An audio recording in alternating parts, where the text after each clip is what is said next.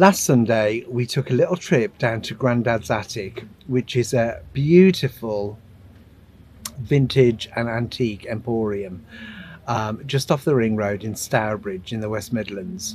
I'd been wanting to go for a while. I've been there before, obviously, but I've been wanting to go for a while because I knew that they had a new art gallery there in one of the basement rooms. So we took a little trip in the vintage Morris Minor, which was quite fitting as to our destination. And yeah, it was absolutely lovely. It was a beautiful sunny day. We bumped into this wonderful couple who are both artists, makers, creatives, and they have a booth in Grandad's Attic where they sell some beautiful pieces, but then they have a second stall where they exhibit and sell their artwork as well. So we had a really good chat. We had a really good chat about the history of Grandad's Attic, what they do there. And we also had a chat about culture and days gone by when markets were really thriving and artisan markets were really thriving. And it was really interesting. It was really nice to be with people who were kind of the same ilk creatively, and also of the same mindset when it comes to kind of promoting and offering your creative services and goods and all that kind of stuff. So yeah, it was absolutely lovely.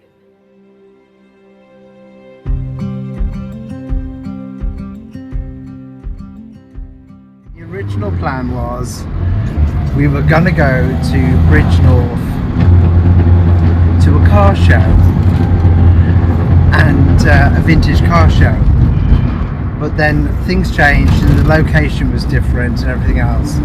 So instead we're now going to Stourbridge for some Sunday lunch and have a little look around Grandad's Attic, which is a beautiful vintage and antique emporium.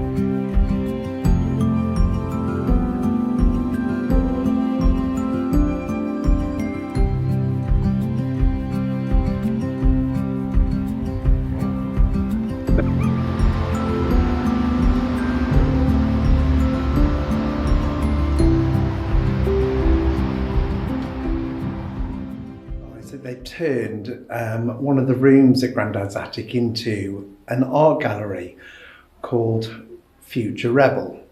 I'd have to look then, Future Rebel. So I'm just having a look in now and see what we can see.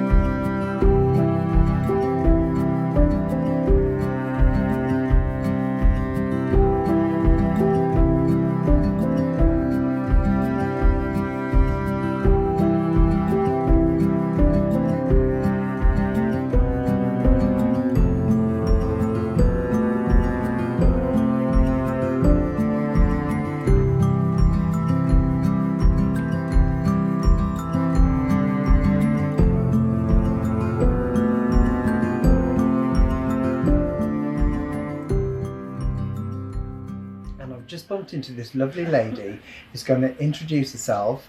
Her, what would you call it, booth? Well, Grandad's Attic has been open for 10 years in El Burbo, and it's a labour of love for everybody here.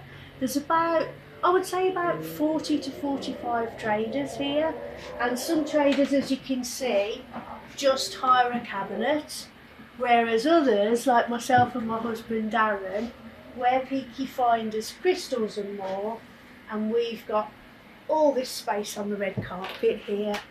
Fabulous. So, how long have you been here? We've been here about 8.5 years. Peaky Finders Crystals More, yeah. And have you got any other spaces anywhere else in other markets, or? We've got another space round the way. Shall I show you? Yeah, that? yeah. This is Magpie. So this is two wonderful ladies who have got a wonderful taste in mid-century and eclectic art. So. Because mid-century is like the big thing now, isn't it just? I mean, the shocking thing about it, when we were young, people were just putting mid-century on the skip, but now it's selling for an absolute fortune. Because you look at it now, because like I'm 56 now. Yeah, I'm and 53. You look at things now and you think, my nan had that tea set. Yeah. Kitchen implements that were like really decorative in the 70s and stuff. Anything orange. Yeah. Orange and brown. Orange and we and brown. used to laugh at orange and brown, didn't we? This is two ladies who've been in the trade for absolutely decades, and they're Jess and Jo. They're just so lovely, two sisters. Like I say, everywhere you look, it's a labour of love. This isn't, you've got to keep up the work, because like every time you come in here, there's something new, because we put new things in every single week. So this is Red Dog Vintage. This is the vintage lady. I have had a few pieces from her, Yes. actually. So you tell me about you. So your House of Well, Burbo. I'm House of Burbo. Wow. That's my clothing label. Yes. I've been going 14 years. Wow. But I also work as a stylist, a fashion stylist as well. It shows. With I could tell when you walked in. Photo shoots, videos. Gorgeous. That live performers, that kind of stuff. I've done work with X Factor, Alison Hammond on IT the People. Oh, that's brilliant. All that kind of stuff. Yeah. So over the years, I've collected lots and lots of vintage. For sure. And I thought, why not open just a little vintage shop? Perfect. In a market? Yeah. Because it's so now.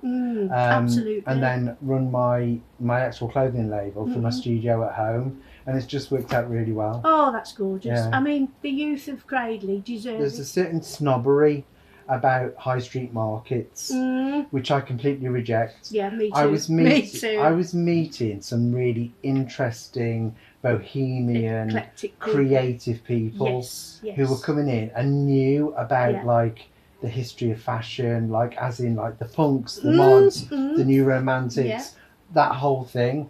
And it just really opened my eyes. And like the other traders there, we've got Antiques Guy, we've got retro toys and games and all that kind of stuff. And it's just like a real vintagey vibe. So yeah, well, really happy there. That's gorgeous. I'm so pleased for Gradley. And also Briary Hill Market is very up and coming. It's buzzing. They put on events. They've got a stage. Digbeth at the Custard Factory. We need more of this. We need people to go out like we did when we were little. We went to the Oasis, and we felt like something when we went on the number 9 bus and we were going to the Oasis. It was a day out. It really was. And I was buying my first pair of cherry red Docs, and there was this guy looking fabulous. And I said, "Oh, which one should I have?" And he said, "Oh, I think you should have them." And it was Roy Wood. It is mad. It's mad, really, because like when I was a teenager in the 80s, and I was looking at photos of Boy George, Martin Degville from Sig Sputnik, Patti Bell. They were all friends.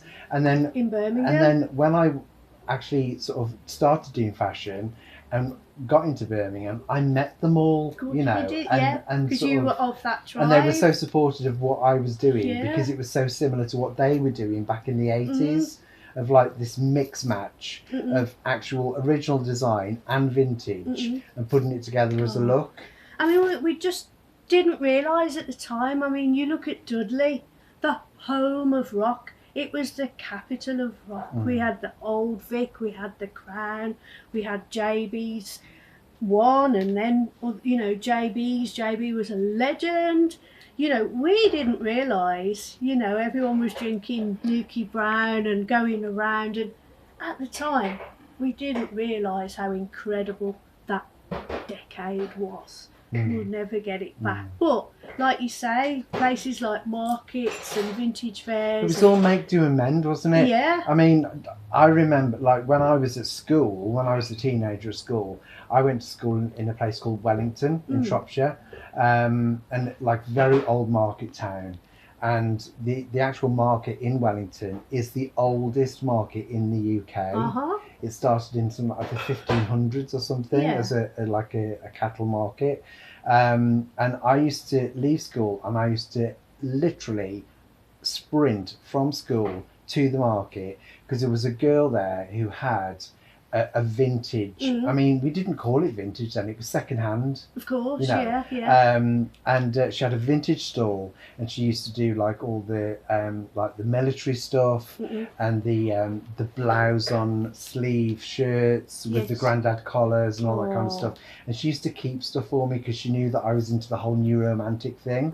And I'd like save up my lunch money and go in and buy like a shirt with like massive cuffs and like the Grandad shirts, and I'd take it home and I'd customise it to how I wanted it, so that I was looking like, you know, Duran Duran, Culture Club, Spandau Ballet, all those bands. Kajagoogoo. And it's just mad that like sort of, you know, 40 years later, I'm doing what she was doing, and the kids are coming into my shop asking for your and advice going, oh my God, this is amazing, this is like a bit of Camden, you know, this is like a bit of Brick Lane Market, but it's in Cradley. It's just so important because like when I met you two beautiful people today, straight away we're communicating and going out to, I mean, I won't get political with the shutdown of banks and things, but going out to do a task is far more than just doing the task online. This is our second unit here.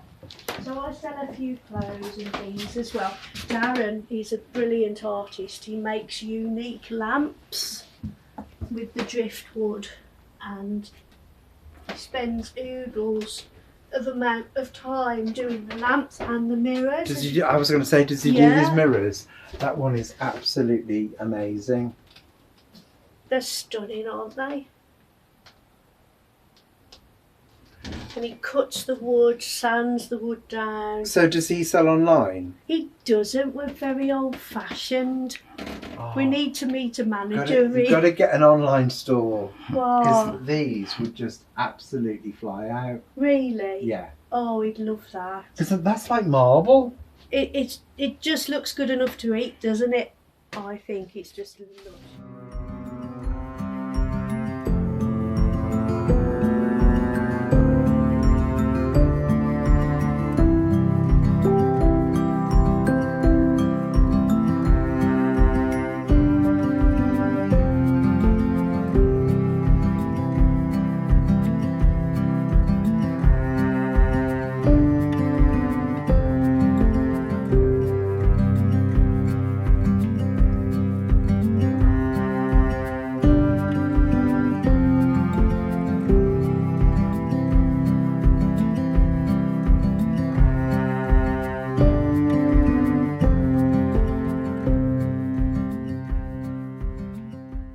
So wasn't that a treat?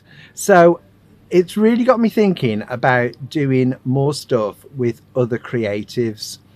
And also, I did at one point want to actually have a space in Grandad's attic, but there is a really well established vintage clothes seller there, and they don't want to be kind of overlapping with traders. So, but I'd like to do something with Grandad's Attic because it's such a great place. The owner, Dave, is such a lovely guy, and we had a little chat with him. And yeah, it's if you're ever in the area, then please go and visit Grandad's Attic. It's absolutely out of this world.